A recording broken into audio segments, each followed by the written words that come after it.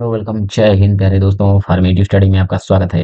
देखिए आज हम विज्ञान को सिलेबस को आगे बढ़ाते हुए ठीक है। जैसा कि साइंस पढ़ा रहे थे तो साइंस के सिलेबस को हम आगे बढ़ाते हुए आज हम पढ़ेंगे पदार्थ तथा उसकी अवस्थाएं। ठीक है, पदार्थ के क्या क्या डिफिनेशन होते हैं, उसकी कौन कौन सी अवस्थाएं होती हैं, ये सारा कुछ इस वीडियो लेक्चर में हम पढ़ेंगे। ठीक है, जाकर विज्ञान की पहली क्लास से लगाकर आज तक जितनी क्लासेस हुई हैं वो सारी अटेंड कीजिए। ठीक है, कोई भी सब्जेक्ट है आपको अभी से कंटिन्यूटी बनाए रखना है। अच्छे से जब अभी से अच्छे से तैयारी करेंगे तभी जाकर आप 90 प्लस स्कोर कर कर पाएंगे। ठीक है, अगर आप अभी से लापरवाही करेंगे तो आगे चलकर उसका खामियाजा आपको बहुत भुगतना पड़ेगा, क्योंकि जो लास्ट में जो क्या होगा, जो आप पर काफी प्रेशर आ जाएगा, बोझ ज्यादा हो जाएगा। जब ज्यादा क्लासेस हो जाएगी बहुत सारा आपको पढ़ना होगा और उस टाइम आपका परीक्षा भी होगी, तो वहां पर आपको ज्यादा दिक्कत होगी। इसलिए अभी से थोड़ा थोड़ा करके पढ़ते जाइए। तो एक क्लास दूसरी क्लास से जुड़ी हुई है, इसलिए पुरानी वाली क्लासेस जाकर पहले देखें। ठीक है, और फिर इसी को देखें। आइए देखते हैं। और देखिए साथ साथ क्या करिए, साथ साथ हम पहले से बता चुके हैं आपको नोट्स बनाते चलना है। ठीक है, क्योंकि रिवाइज करने में आपको काफी आसानी होगी। ठीक है, आइए देखते हैं।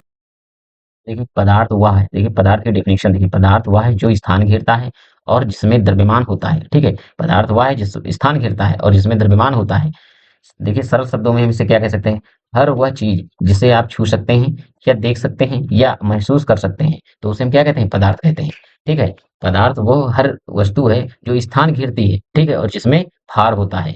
ठीक है, तो जैसे देखिए ये कोई सॉलिड वस्तु रखी है, ठीक है, ये सॉलिड यानी ठोस वस्तु रखी है, तो ये क्या है, ये पदार्थ है, क्योंकि ये स्थान घेर रखी है। ठीक है, और एक इसका एक भार है। ठीक है, इसका एक वजन भी है और यह स्थान भी घेर रखी है, तो क्या है, पदार्थ है। यहाँ पर देख लीजिए ये क्या है, ये भी पदार्थ है, क्योंकि इसने स्थान भी घेर रखा है और इसका कुछ ना कुछ भार है। उसी प्रकार देखिए ये जो ग्लास रखा है, ठीक है, इसमें पानी है, ये भी स्थान घेर कर रखा है और इसमें कुछ ना कुछ वजन भी है। तो ये क्या है, ये सारी वस्तुएं क्या है, ये पदार्थ है। ठीक है, तो दुनिया में जितनी सारी हैं वस्तुएं जो स्थान घेरती हैं, ठीक है, और जिनका कुछ ना कुछ भार होता है, वो सभी क्या है, पदार्थ हैं। ठीक है, जैसे क्या हम प्रकाश को पदार्थ कह सकते हैं।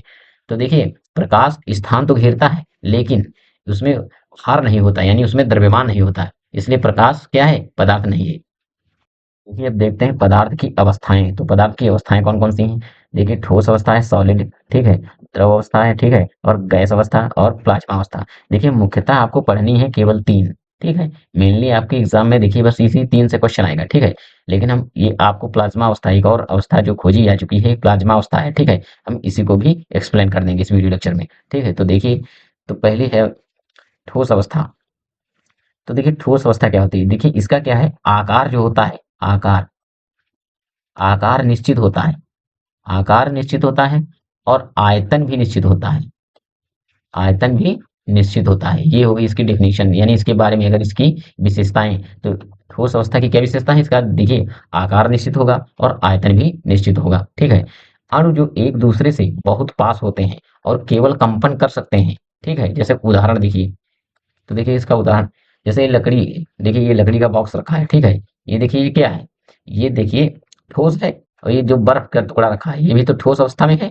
ठीक है, और ये जो देखिए जो छोटे छोटे रखे हैं बॉल, ये क्या है, ये भी तो एक, ये क्या है, ये भी तो है ठोस अवस्था में रखे हुए हैं।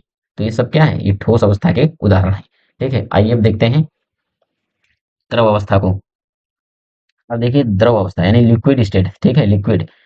देखिए इनका आयतन जो होता है निश्चित होता है। तो देखिए आयतन तो इनका निश्चित होता है, आयतन क्या होता है, निश्चित होता है।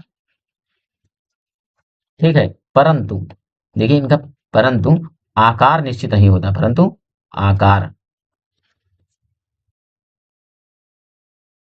आकार निश्चित नहीं होता है। देखिए द्रव क्या होते हैं, देखिए आयतन तो निश्चित होगा परंतु इनका आकार निश्चित नहीं होता है। जैसे देखिए अणु जिसमें है, देखिए थोड़ी दूरी पर होते हैं और आसानी से बह सकते हैं। जैसे उदाहरण देखिए पानी, ठीक है, पानी क्या है, द्रव अवस्था है, तेल है द्रव अवस्था है, दूध है द्रव अवस्था है, तो इनका देखिए आयतन तो निश्चित होगा। देखिए उदाहरण के माध्यम से हम समझा रहे हैं आपको। देखिए, देखिए यहाँ पर इस बोतल में पानी रखा है, ठीक है, देखिए यहाँ पर इस बोतल में पानी रखा है, तो देखिए इस बोतल का पानी जो है, इसका आयतन, जैसे मान लीजिए इसमें 1 लीटर पानी है, 1 लीटर पानी है, तो देखिए ये पानी एक, इसका आयतन क्या है, सेम है, लेकिन इसका आकार देख लीजिए, इसमें जो बोतल में रखा है तो इसने बोतल का आकार ले लिया। लेकिन इसी पानी को अगर हम इस ग्लास में ना रख दें, ठीक है, इस ग्लास में रख दें, तो देखिए ये इसका आयतन जो है 1 लीटर ही रहेगा, यानी इसका पानी जो है जितना 1 लीटर ही रहेगा, लेकिन इसका जो है आकार बदल जाएगा। यहाँ था बोतल के आकार में था, लेकिन यहाँ पर अब ये गिलास के आकार में हो जाएगा। उसी प्रकार देखिए, ये पानी 1 ही लीटर रहेगा, अगर हम इस बोतल में रख दें, ठीक है, इस बोतल में रख दें, तब भी पानी 1 ही लीटर रहेगा, लेकिन इसका आयतन, जो आयतन तो सेम रहेगा, लेकिन इसका जो आकार है वो चेंज हो जाएगा, ठीक है। तो ये वस्तु के हिसाब से बदलता रहता है, ठीक है। देखिए अगला है गैस अवस्था, ठीक है। देखिए इनका ना तो आकार निश्चित होता है और ना ही आयतन निश्चित होता है, ठीक है। इनका आकार और आयतन दोनों अनिश्चित होते हैं, ठीक है। जो हम बोल रहे हैं वो आपको लिख लेना है, ठीक है। तो देखिए ना इनका आकार निश्चित होता है, ना ही आयतन निश्चित होता है, इनका आकार और आयतन अनिश्चित होता है। तो आइए उदाहरण के माध्यम से समझते हैं।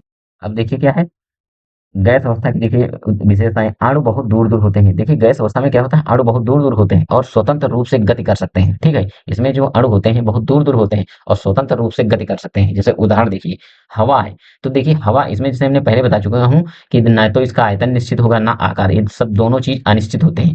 तो देखिए हवा का क्या आप आयतन बता सकते हैं कि हवा कितनी बह रही है, ठीक है, या हवा की मात्रा कितनी है, तो हम नहीं बता सकते ना। ना इसका हम आकार बता सकते हैं कि हवा कैसी दिखती है, ठीक है, और ना इसका हम आयतन बता सकते हैं कि यह हवा कितनी है, ठीक है। उसी प्रकार जैसे ऑक्सीजन है, तो जैसे वायुमंडल में ऑक्सीजन बह रही है, तो हम क्या बता सकते हैं कि इतनी मात्रा में ऑक्सीजन बह रही है, ठीक है, या ऑक्सीजन लाल पीली या नीली इस प्रकार बह रही है, तो हम कुछ नहीं बता सकते ना। तो इसका आकार और आयतन दोनों अनिश्चित होते हैं, ठीक है। देखिए चौथी स्टेज है प्लाज्मा अवस्था। देखिए प्लाज्मा क्या है, यह अनियमित गैस होती है जिसमें इलेक्ट्रॉन और आयन स्वतंत्र रूप से घूमते हैं, ठीक है। यह बहुत ऊष्मा और ऊर्जा से भरी होती है, ठीक है। जैसे उदाहरण सूरज। देखिए पहले हम आपको बता रहे हैं कि प्लाज्मा अवस्था किस अवस्था को कहते हैं। देखिए आपने कभी देखा होगा लोहार की दुकान पर, जब लोहार क्या करता है, लोहे को बहुत ज्यादा, जब उसको आकार चेंज करना होता है तो लोहे को बहुत ज्यादा गर्म करता है, बहुत ज्यादा जब गर्म हो जाने के बाद देखिए एक समय ऐसा आता है कि लोहा इतना गर्म हो जाता है कि वो पानी के जैसे बहने लगता है।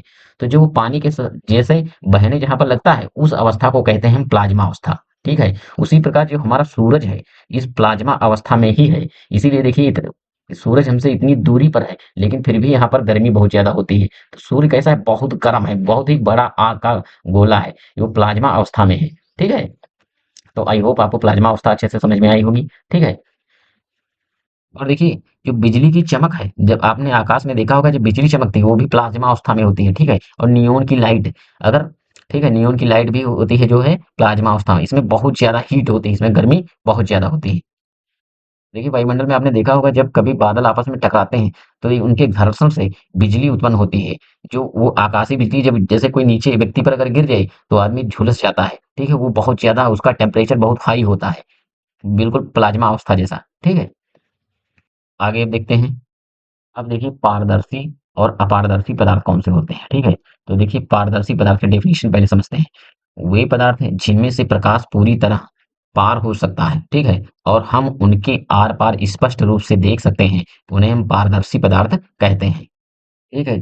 पारदर्शी पदार्थ वे होते हैं जिनमें हम आसानी से आर पार देख सकते हैं, ठीक है, और जिसमें से प्रकाश आसानी से आर पार निकल सकता है, तो उसे कहते हैं पारदर्शी पदार्थ। देखिए उदाहरण, कांच है, कैसा है, ये पारदर्शी पदार्थ है। स्वच्छ पानी कैसा है, पारदर्शी। हवा कैसी है, पारदर्शी है। देखिए, देखिए ये कांच का दरवाजा है, जैसे ये कांच का दरवाजा लगा हुआ है, इस पर अगर आप लाइट मारेंगे, ठीक है, टॉर्च से लाइट जलाएंगे, तो देखिए जो प्रकाश है इस ओर से उस तरफ निकल जाएगा, ठीक है। और अगर इस दरवाजे में आप इस साइड से देखेंगे तो उस साइड में आर पार दिखाई देगा। तो ये कैसा है, ये भी एक पारदर्शी पदार्थ का उदाहरण है, ठीक है। जैसे इस पानी में देखिए, इस ग्लास में अगर स्वच्छ पानी लिया जाए, ठीक, ग्लास में अगर स्वच्छ पानी लिया जाए, फिर उसमें आप देखिए, तो देखिए आप नीचे तक आसानी से देख सकते हैं, इस पार से उस पार आसानी से देख सकते हैं। तो ये कैसा है, पारदर्शी पदार्थ है।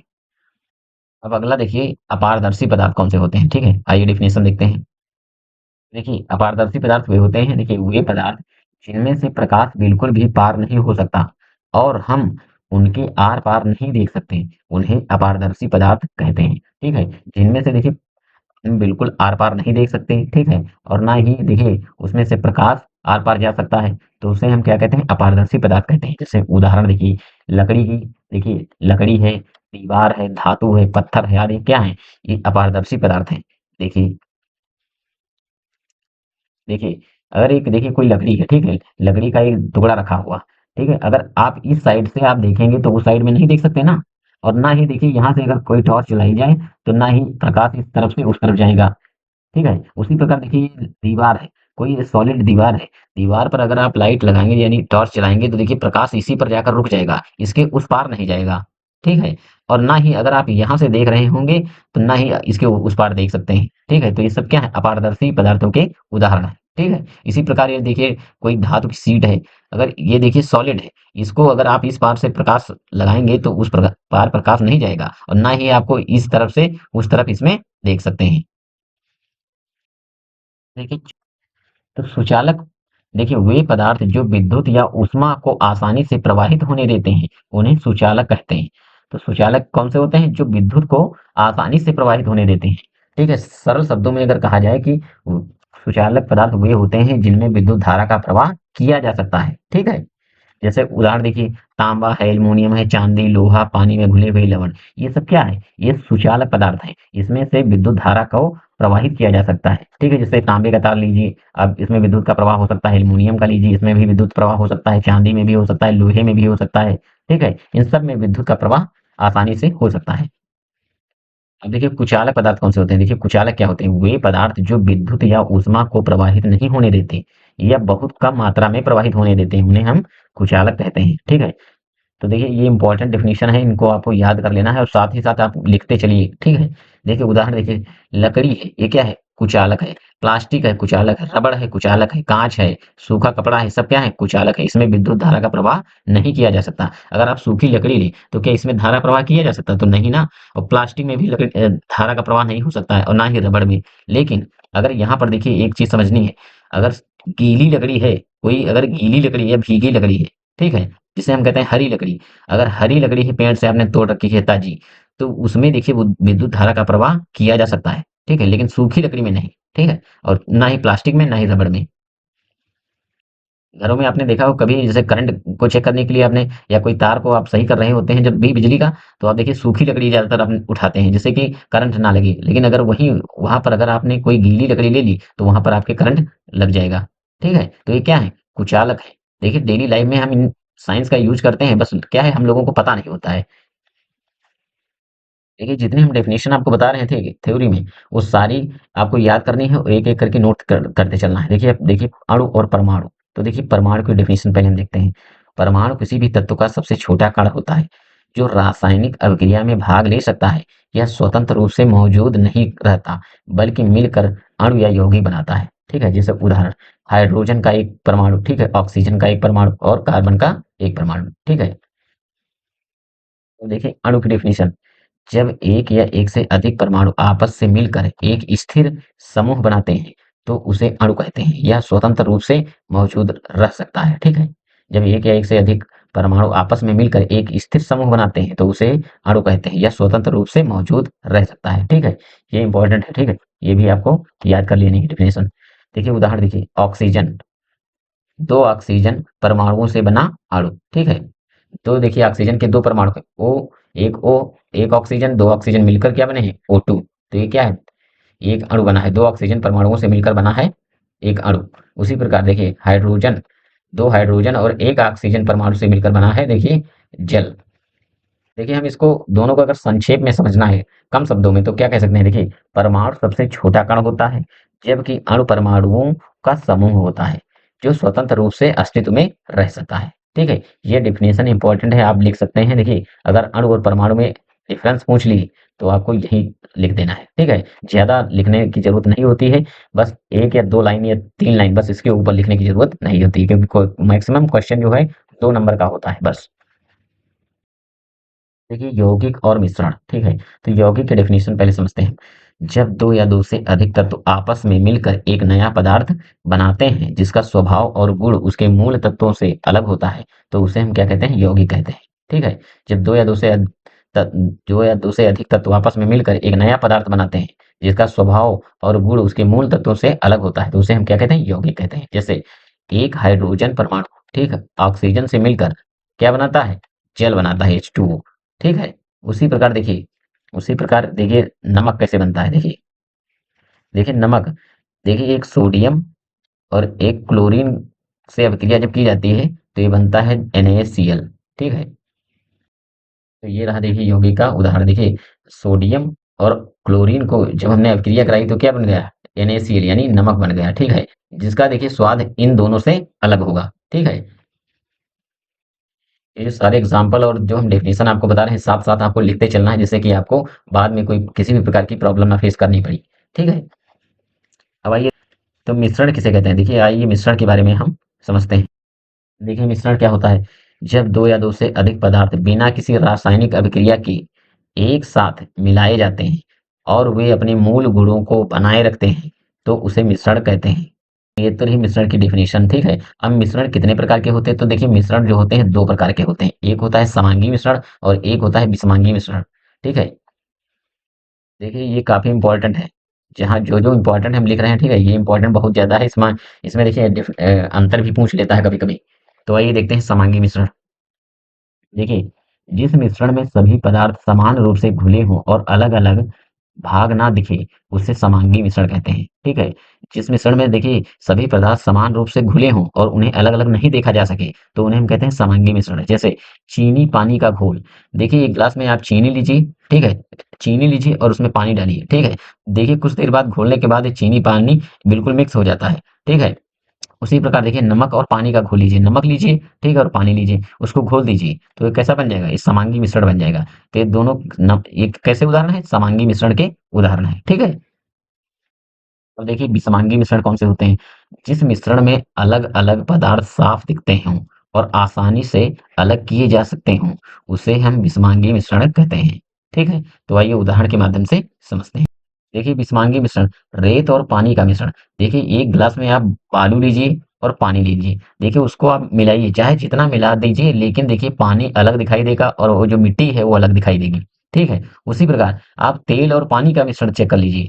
तेल लीजिए, ठीक है? और उसमें आप पानी डालिए, देखिए तेल ऊपर ऊपर रहेगा और पानी भी उसी में नीचे रहेगा। तो इसको हम आसानी से देख भी सकते हैं, ठीक है? और इसे अलग भी कर सकते हैं। तो ये क्या है? रेत और पानी का मिश्रण एक विषमांगी मिश्रण है और तेल और पानी का मिश्रण ये भी एक विषमांगी मिश्रण है। देखिए तत्व एवं यौगिक में अंतर मोस्ट इंपॉर्टेंट है, ठीक है?